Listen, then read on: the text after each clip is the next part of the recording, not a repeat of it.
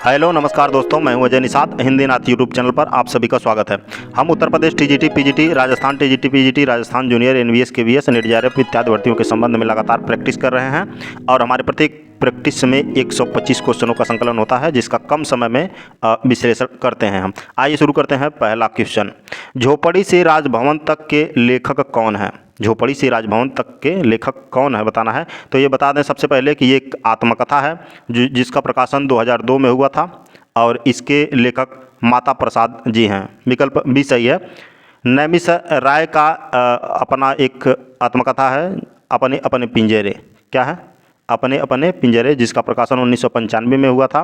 और सूरजपाल चौहान जी का है तिरस्कार, जिसका प्रकाशन 2002 में हुआ था।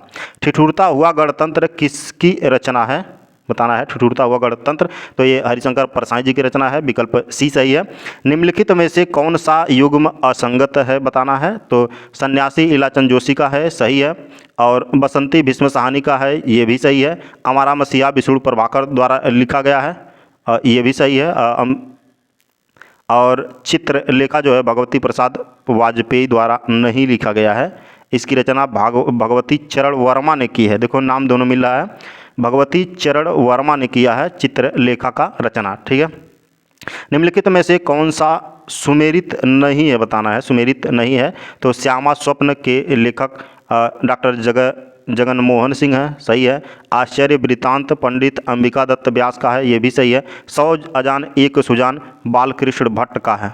किसका है? बालकृष्ण भट्ट का, तो विकल्प सी सही है। और विधवा विपत्ति राधा चरण गोस्वामी जी का है, ये भी सही है। प्रकाशन काल की दृष्टि से सही अनुक्रम बताना है। तो चित्रलेखा, इसका प्रकाशन 1934 में हुआ। भगवती चरण वर्मा ने इसका रचना किया, अभी ऊपर मिला है आपको। सन्यासी इलाचंद जोशी द्वारा रचित है, 1941 में इसका प्रकाशन हुआ। निर्मला मुंशी प्रेमचंद द्वारा रचित है और इसका प्रकाशन 1927 में हुआ। और एक 27 यहाँ पे रहेगा, 27 आने वाला कल, जो आने वाला कल है ये मोहन राकेश का रचना है, 1968 में इसका प्रकाशन हुआ।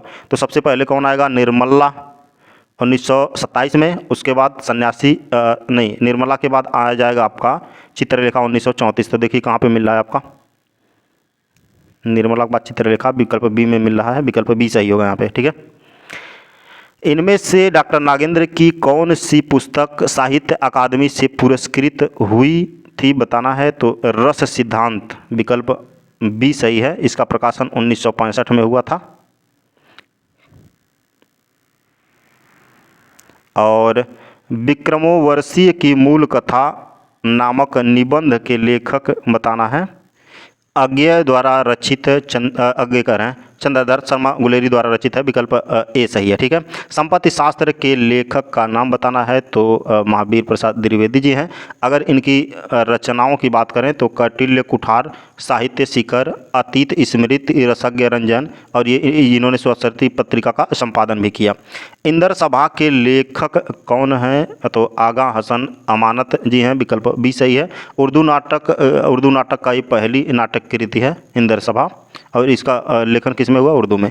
कुमार, यह मृत्यु और निर्वासन का सुख तुम अकेले ही लोगे ऐसा नहीं हो सकता, किस नाटक की पंक्ति है? तो ये जयशंकर प्रसाद द्वारा रचित है, ध्रुवस्वामिनी का है। इन्होंने अनमेजय का नागयज्ञ और एक घूट और कामना इन्होंने रचना किया है। मतलब तीनों का, अनमेजन का नागयज्ञ, एक घूट और कामना, तीनों का रचना किया है। और ध्रुवस्वामिनी का तो ये है। विजय देव नारायण शाही का काव्य संग्रह कौन सा है? तो मछली घर है। विकल्प बी सही है। और सूर्य का स्वागत दुष्यंत कुमार जी किए हैं। और धरती और स्वर्ग डॉक्टर देवराज की कृति है।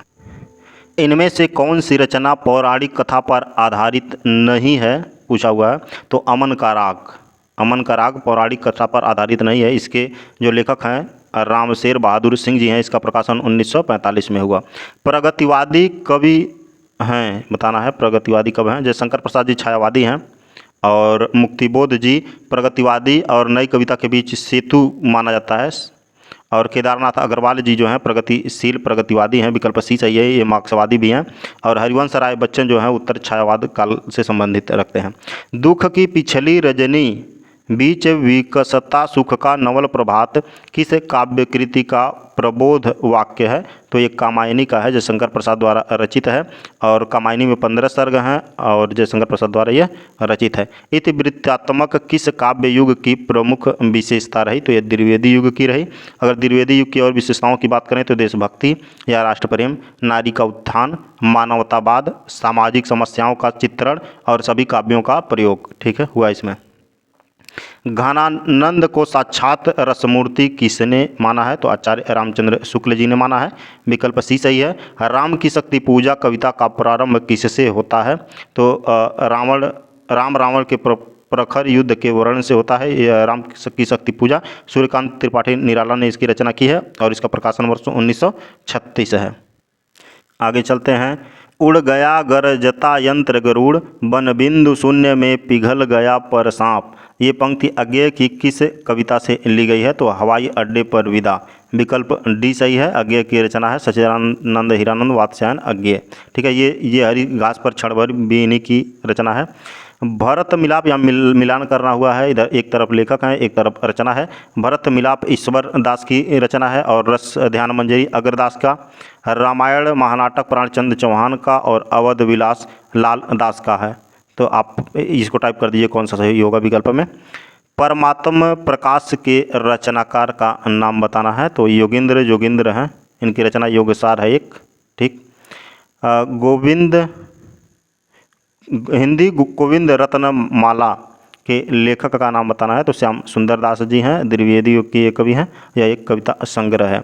सिद्धों की साधना में शून्य का पूरक तत्व क्या है? शून्य का पूरक तत्व की बात करें, पहले सिद्धों की बात करें तो इन्होंने ब्रजयान का अनुसरण किया है और शून्य का पूरक तत्व ज्ञान है। विकल्प डी। नवनाथों में इनमें से कौन सम्मिलित नहीं है? गोरक्षनाथ, मत्स्येंद्रनाथ, जड़ भरतनाथ। हम बता दें हम नाथ नगरी से ही वीडियो बना रहे हैं, जो आप देख रहे हैं। देवसेन जी नहीं है, नाथों में नहीं आते। हम बता दें गोरक्षनाथ, नागार्जुन, चरपटनाथ, जड़ भरत और हरिश्चंद्र, भीमनाथ, जलंधरनाथ, जड़ भरत और मत्स्येंद्रनाथ, ये हैं नवनाथ। यहाँ और आगे चलते हैं। जागो फिर एक बार, जागो फिर एक बार कविता के रचनाकार कौन है? तो निराला जी हैं। विकल्प ए सही है। इनकी और रचनाओं की बात करें तो भिक्षुक, संध्या सुंदरी और राम की शक्ति पूजा, जो ऊपर अभी आया था। दशरथ सूत तिवलोक बखाना, राम नाम को मरम है आना, उपयुक्त काव्य पंक्ति किसकी है? तो यह कबीर दास की है। कबीर दास की तीन जो है साखी शब्द रामायणी, इसका संकलन बीजक नामक रचना में हुआ है। रीतकाल में कवित्त सवैये के साथ और क्या लिखे गए? तो दोहे लिखे गए। विकल्प सी सही है। हस्तक्षेप का शुद्ध शब्द क्या होगा? तो हस्तक्षेप होता है। विकल्प सी सही है। देखिए हस्तक्षेप, हस्तक्षेप यही अंतर होता है। तो पे जो है आ का मात्रा नहीं रहेगा, ये ध्यान देना है। हस्तक्षेप होगा, ठीक है, हस्तक्षेप। निम्नलिखित में वर्तनी की दृष्टि से कौन सा शुद्ध होगा, यहाँ पे बताना है। तो उज्ज्वल, उज्ज्वल देखिए गलत लिखा है ना, उज्ज्वल ऐसे नहीं होगा। पूजनीय भी गलत लिखा है, पूजनीय होता है। देखो पूजनीय, पूजनीय ऐसे लिखा जाएगा। और उज्ज्वल की बात करें तो उ आधा ज, फिर आधा ज, आधा ज दो बार रहेगा, उसके व, उसके बाद ल, तो ये उज्ज्वल हो गया। और बात करें ज्योत्सना का तो यहाँ पे ज्योत्सना नहीं लिख दे, ज्योत्सना, ठीक है, यहाँ पे कुछ और लिखा है। और देखो परिपार्श्विक जो है ये सही लिखा हुआ है। विकल्प सी सही है यहाँ पे। छायावाद के 4 स्तंभ में कौन शामिल नहीं है बताना है। तो हम कई बार ये बता चुके हैं। जयशंकर प्रसाद जी हैं, सूर्यकांत त्रिपाठी निराला जी हैं, प्रताप नारायण मिश्र जी हैं और एक महादेवी वर्मा जी हैं। तो सुमित्रा नंदन पंथ इसके नहीं हैं, ठीक है ना। विकल्प सी नहीं, एक सेकंड। जयशंकर प्रसाद, सूर्यकांत त्रिपाठी निराला, सुमित्रा नंदन पंथ और महादेवी वर्मा जी हैं, प्रताप नारायण मिश्र जी नहीं हैं। विकल्प डी सही होगा यहाँ पे, ठीक है। जल्दी जल्दी में गलती हो जाता है। ई प्रत्यय किस शब्द में नहीं लगा है? तो अगर प्रत्यय हटा देना तो उस शब्द का अच्छा मतलब नहीं निकलेगा। देखिए यहाँ पे तेल में ई लगा प्रत्यय तो तेली हो गया। चमेल कोई शब्द होता है क्या? चमेल कोई शब्द जानते हैं? नहीं है।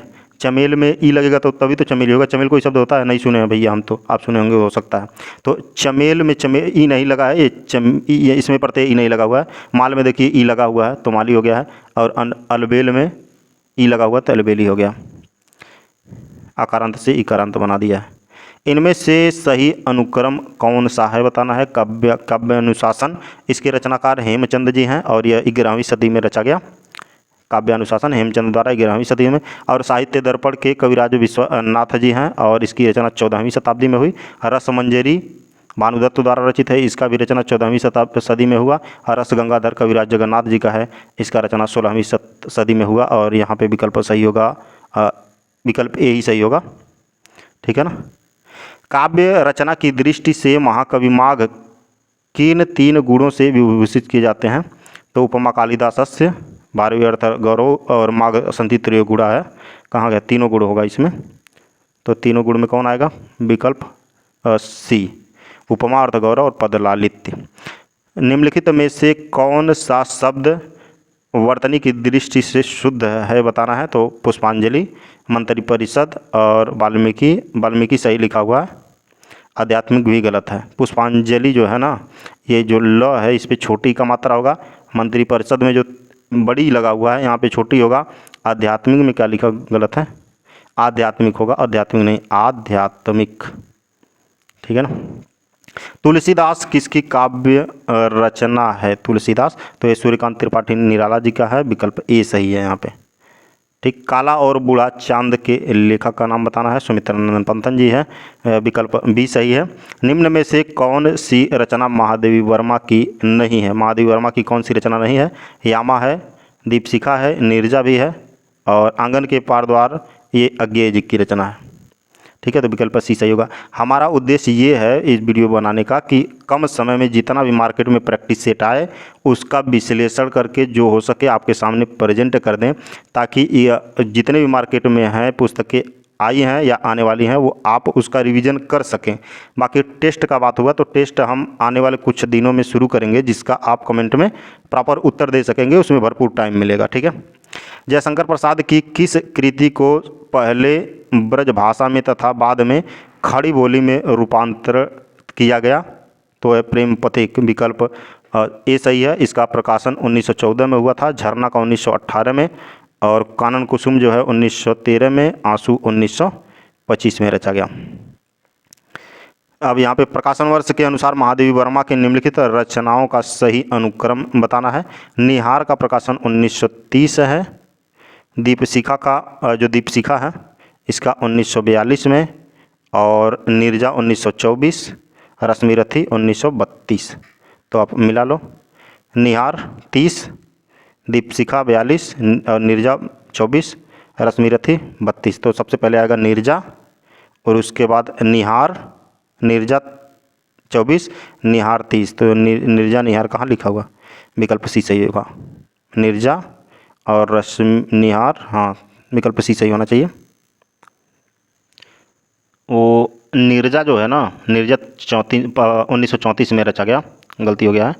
नीरजा 334 में, तो सबसे पहले आएगा निहार 30 में, रश्मि 32 में और नीरजा 34 में, दीपशिखा 42 में, 1942 में, ठीक है।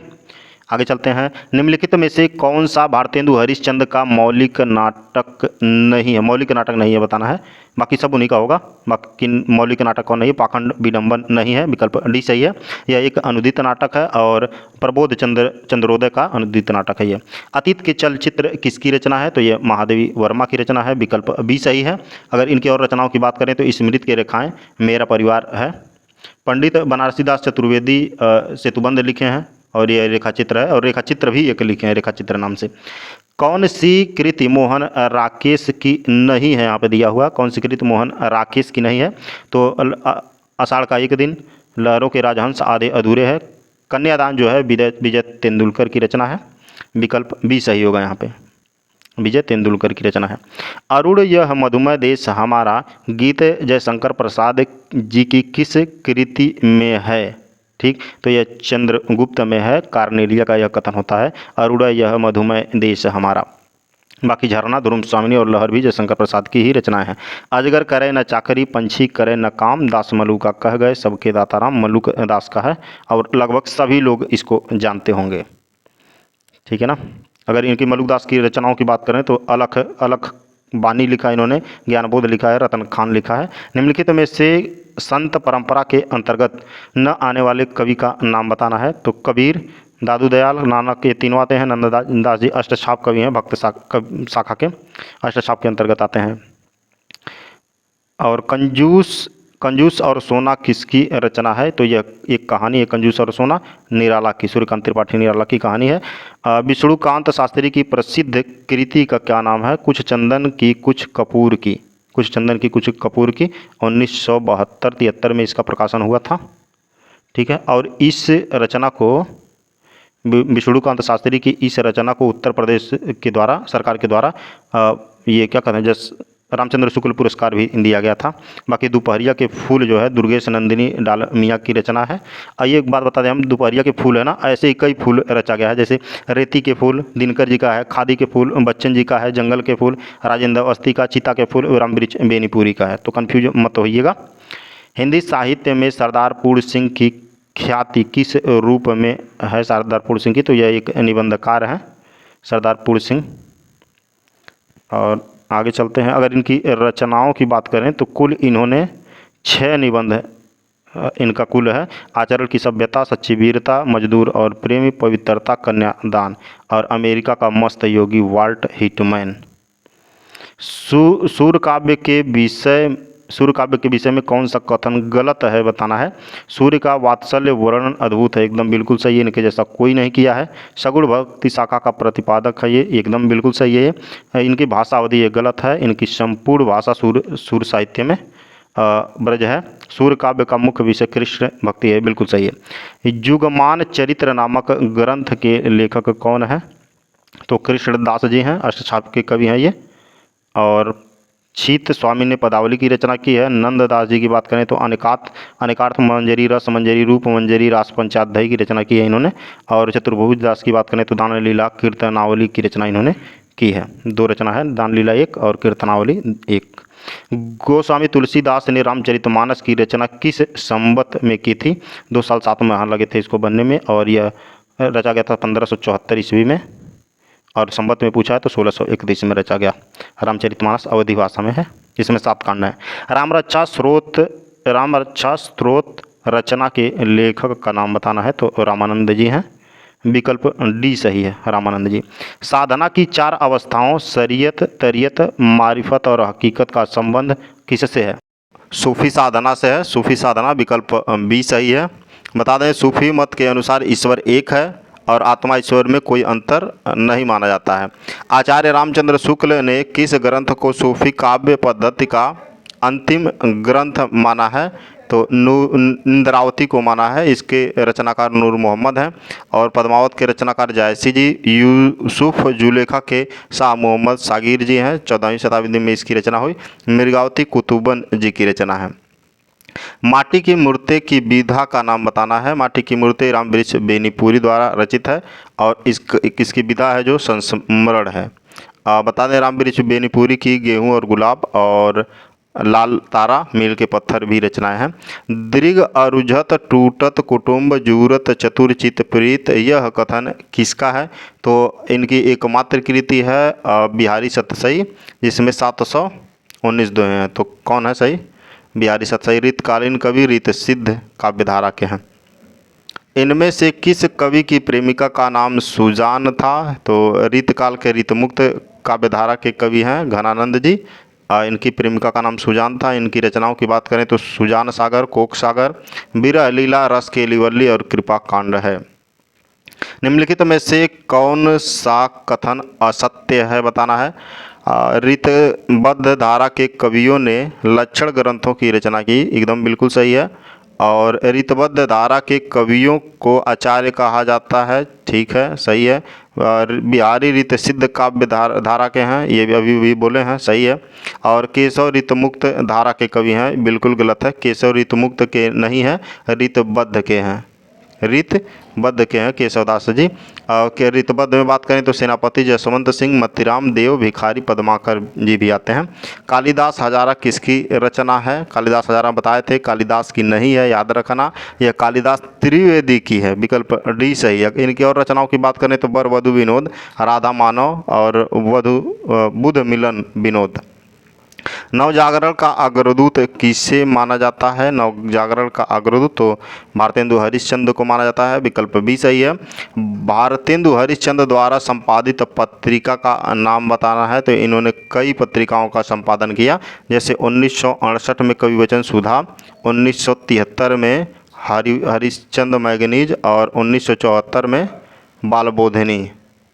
तो कौन सा सही यहाँ पे? बालबोधिनी सही है, विकल्प ए, विकल्प ए सही है। हिंदी नवरत्न के लेखक का नाम बताना है, तो हिंदी नवरत्न मिश्र बंधु भाइयों ने लिखा। इनकी एक और रचना है मिश्र बंधु विनोद।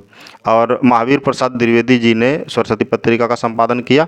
प्रताप नारायण मिश्र ने ब्राह्मण पत्र का संपादन किया। हिंदी साहित्य का आधा इतिहास निम्नलिखित में से किसके द्वारा लिखा गया? तो हिंदी साहित्य का आधा इतिहास 2003 में लिखा गया, डॉक्टर सुमन राजे के द्वारा।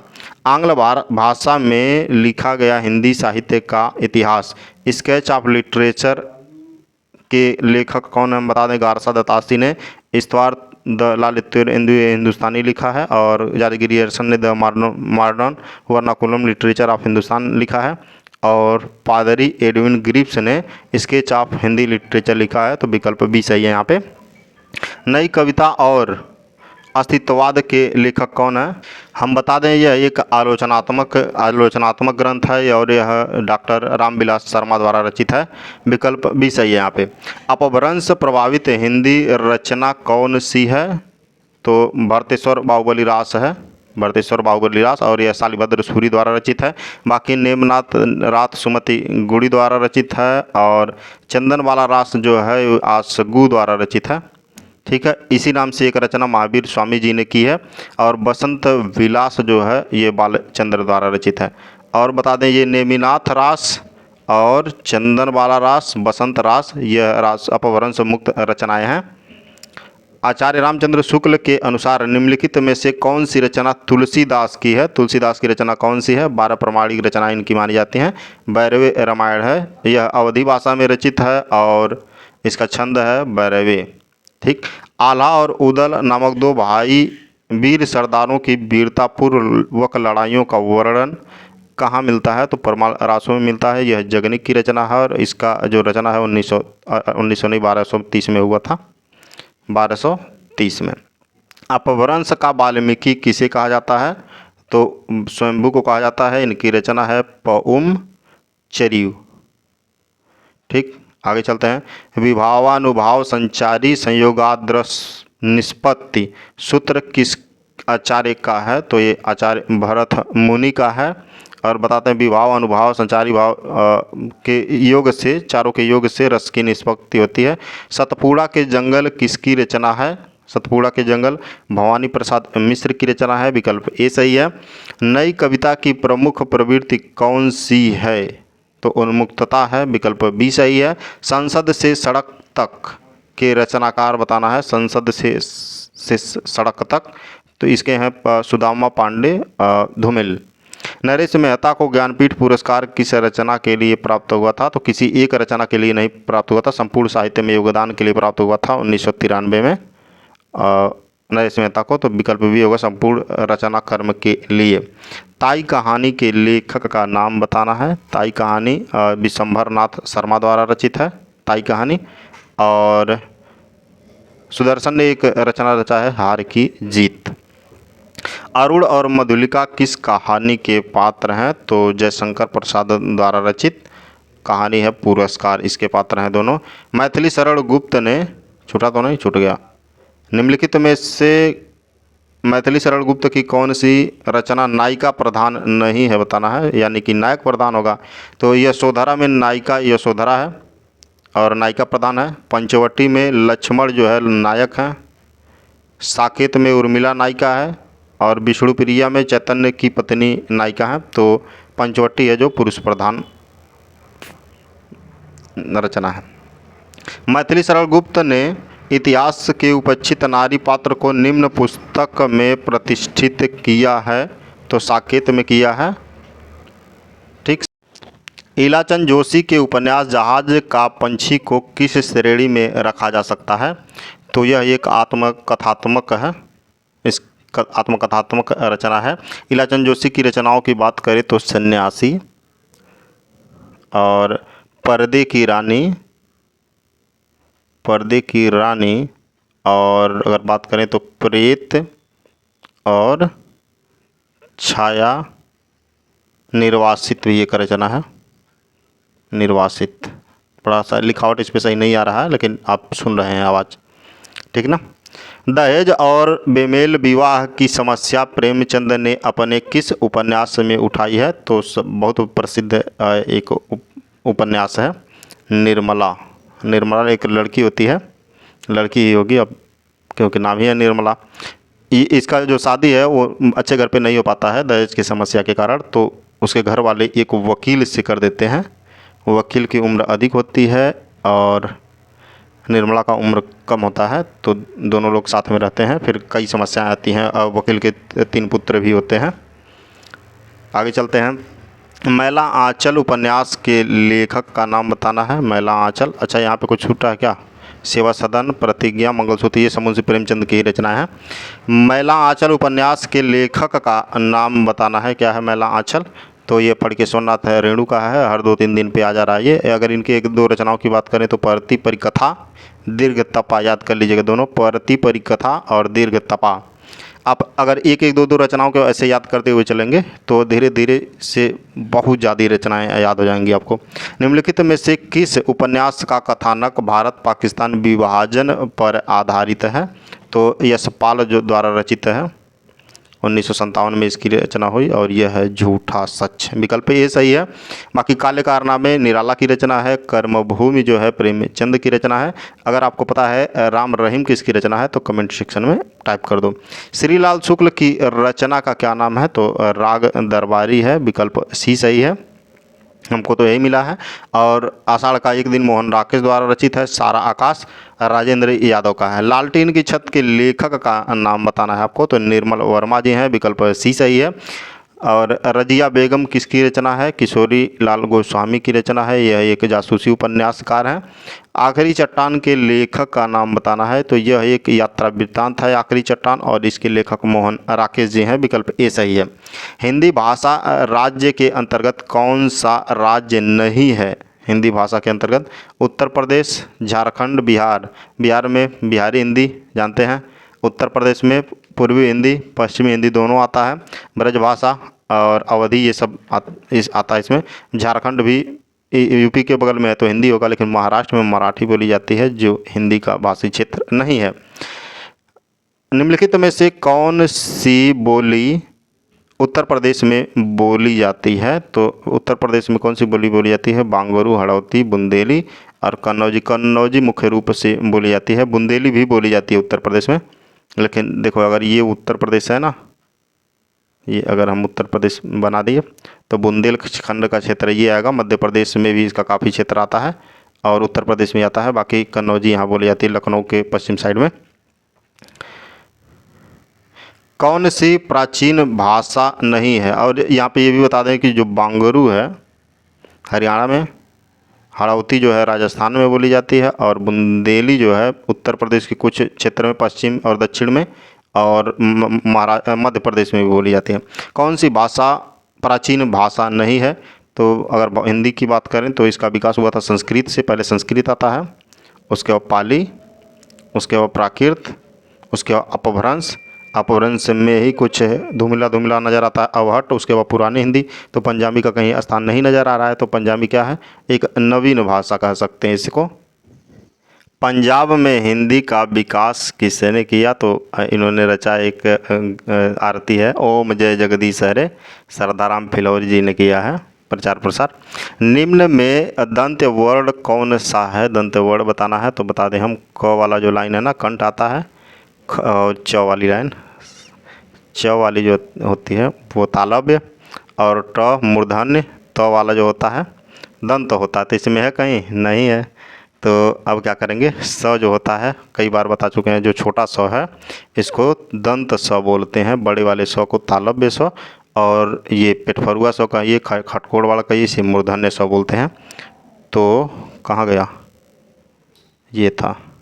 तो इसमें जो छोटा स होगा वो दंत होगा, ह कंठ होगा, प ओष्ठ होगा और ट मूर्धन्य होगा। निम्न में अनुनासिक वर्ण कौन सा है? अनुनासिक मतलब नाक से भी सहायता से, नाक की सहायता से जो वर्ड बोले जाते हैं, जैसे क ख ग घ अंगा वाली लाइन होती है, अंगा, इया, अड़ा, न, म और अंग, आहा, ये सब चीज़ें हैं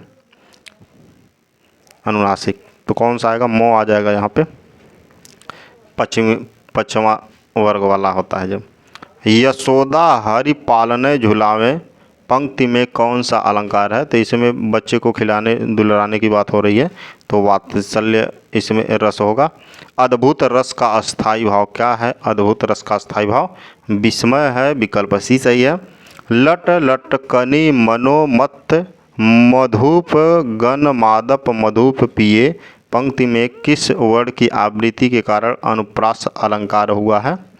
तो यहाँ पे ल और म, देखो ल और म, विकल्प बी सही है। और स की आवृत्ति कहीं नहीं हुआ, नहीं तो पहला वाला सही हो जाता, विकल्प बी सही है। नीर भरे नैना रहे तऊ न प्यास बुझाई पंक्ति में निम्न में से कौन सा अलंकार है बताना है? तो विशेषोक्ति अलंकार है, विकल्प सी सही है यहाँ पे। माला फेरत जुग भया भया गया न मन का फेर, कर का मन का डारी के मन का फेर, इन पंक्तियों में कौन सा अलंकार है? तो देखो एक शब्द या पद की आवृत्ति जब बार बार होती है और उसका जो अर्थ है वो भी अलग अलग होता है, तो वहाँ पे यमक अलंकार होता है। तो यहाँ पे आया है मन का, और यहाँ पे भी आया है मन का, और यहाँ पे भी आया है मन का, यहाँ पे भी आया मन का, तीन चार है। तो देखो एक मन मतलब चित्त होता है, और ये पहले वाले मन का मतलब चित्त होगा, यहाँ पे दूसरे वाले मन का मोती, माला का मोती होगा, और यहाँ पे जो मन का है इसका मतलब होगा हृदय का मोती विचार।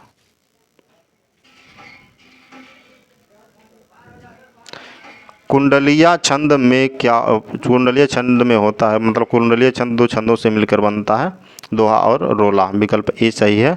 सोरठा के प्रथम चरण में कितनी मात्राएं होती हैं? बार बार बता रहे हैं आपको, प्रथम और तीसरे चरण में 11 मात्राएं, दूसरे और चौथे चरण में 13 मात्राएं। यह एक अर्धमात्रिक छंद है।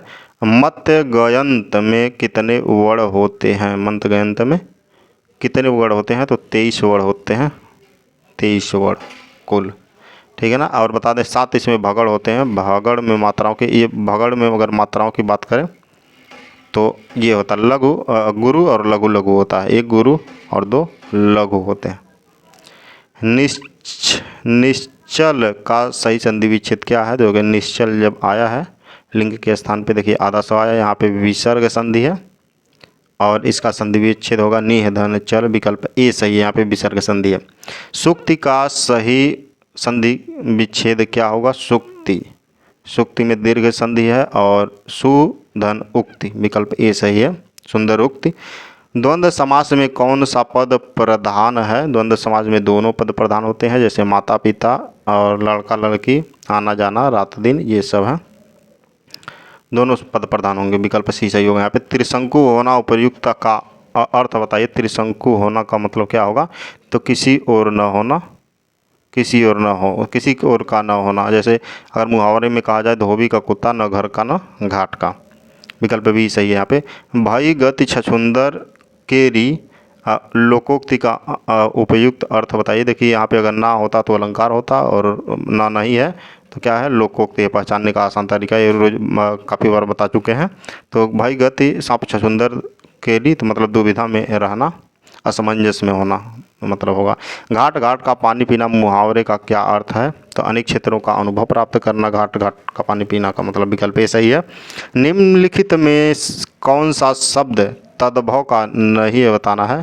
तो तद्भव का शब्द कौन सा नहीं है? देखो एक चीज़ हम बता दें आपको, आसानी से अगर पकड़ना है, अगर नहीं समझ में आ रहा है बिल्कुल, जहाँ पे चंद्रबिंदी वाला आएगा ना वहाँ पे तद्भव होता है, ठीक। और जहाँ पे ये सिर्फ ये एक बिंदी सिर्फ आ जाएगा अंक मात्रा के लिए बिंदी आएगा अनुस्वार में, तो वहाँ पे तत्सम होने की संभावना ज़्यादा होती है।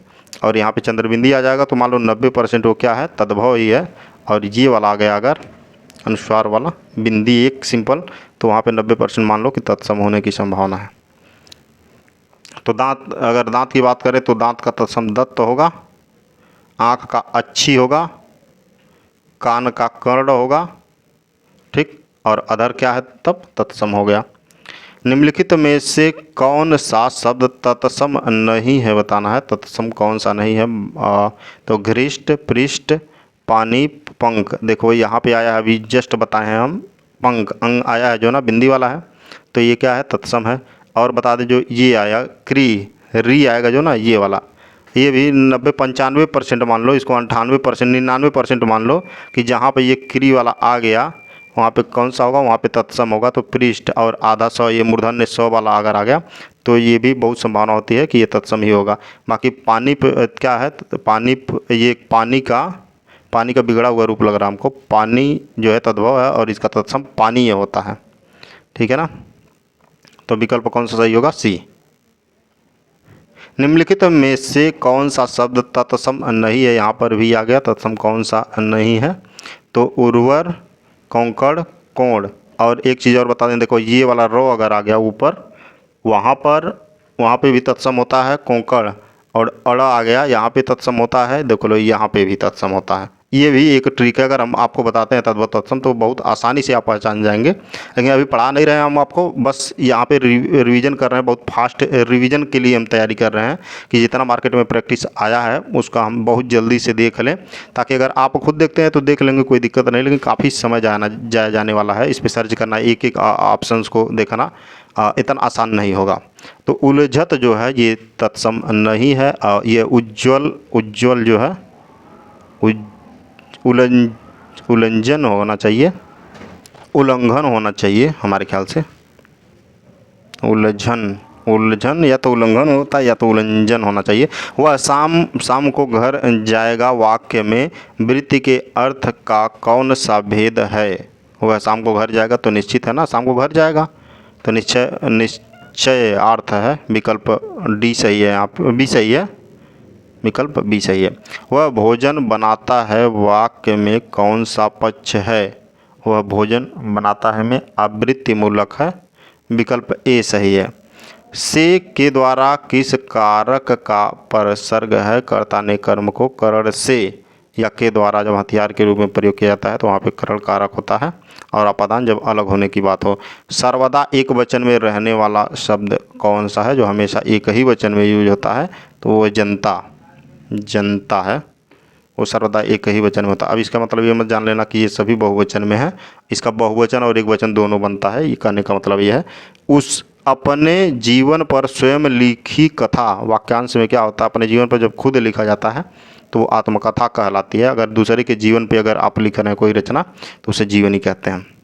और रेखाचित्र की बात करें तो रेखाचित्र में चित्रण प्रदान होता है और संस्मरण में विवरण प्रदान होता है।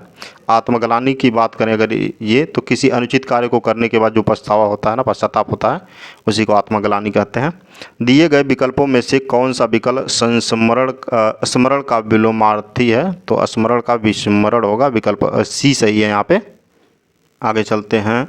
दिए गए विकल्पों में से कौन सा विकल्प संक्षिप्त का विलोम है। संक्षिप्त का विलोम विस्तृत होगा, संक्षिप्त का विलोम क्या होगा, विस्तृत होगा। समानार्थी शब्द के आधार पर यमुना शब्द के लिए उचित समूह चुनना है, तो यहाँ पे यानी कि उसका क्या पर्यायवाची होगा, या तो समानार्थी होगा। कालिंद, कृष्ण और सूर्यसुता है, विकल्प बी सही है। कालिंद, कृष्ण और सूर्यसुता यमुना का पर्यायवाची है सब। सह अपश्यत का हिंदी में अनुवाद क्या होगा, तो उसने देखा, सह अपश्यत उसने देखा। लड़का जा रहा है, संस्कृत में अनुवाद करना है तो बालकः गच्छति स्म, विकल्प ए सही है। और किरातार्जुनीयम किसकी रचना है, यह भारवी की रचना है किरातार्जुनीयम, और वीर रस प्रधान ग्रंथ है, इसमें 18 सर्ग हैं कुल, ठीक है ना। आत्मनेय पदी धातु नहीं है, आत्मनेय पदी धातु कौन सा नहीं है, हु नहीं है, बाकी ये सब हैं आस, सी, युद्ध। महाकवि माघ की प्रसिद्ध रचना बताना है, प्रसिद्धि बताना है, तो संति माघे संति त्रयो गुण है, यानी कि तीनों गुण आएगा। उपमा, अर्थ गौरव और पदलालित, तीनों में ये निपुण थे, विकल्प डी सही है। निम्नलिखित में से कौन सा हल संधि का उदाहरण नहीं है, बताना है। हल संधि का, हल संधि मतलब व्यंजन संधि होता है। जगदीश, सच्चिदानंद, वागीश, इसमें क्या है, सब में व्यंजन संधि है। तो पूछा कौन सा हल संधि का उदाहरण नहीं है, हल मतलब व्यंजन संधि हो गया। तो शिवोबंध है जो है व्यंजन संधि का नहीं, ये विसर्ग संधि का उदाहरण है। इसकी अगर संधि विच्छेद की बात करें तो शिवः धन बंध होगा, ठीक है। तो विकल्प सी सही हो गया यहाँ पे। वद कत्वा रूप बनेगा, उदित्वा बनेगा, अगर इसको जोड़ा जाए तो उदित्वा बनेगा, विकल्प सी सही है। शुद्ध वाक्य कौन सा है, तो विद्यालय परितः वृक्षा संति है, विकल्प सी सही है। इसमें परितः का मतलब चारों ओर होता है। वध्वाम रूप बनेगा, वध्वाम रूप बनेगा क्या, सप्तमी एक वचन बनेगा, विकल्प भी सही है। तो ये रहे हमारे 125 क्वेश्चन। हम प्रत्येक दिन 125 क्वेश्चनों का संकलन लाते हैं और इसका कम समय में विश्लेषण करते हैं, नकारात्मक तथ्यों का कम प्रयोग करते हैं और जल्दी सोचते हैं आपका रिवीजन के लिए इसको तैयार कर दें। तो रिवीजन के पर्पज़ से मुख्य है और जितने मार्केट में है उसको कवर करने के पर्पज़ से बनाया है ताकि कुछ छूटे ना। Thank you for listening and God bless you all.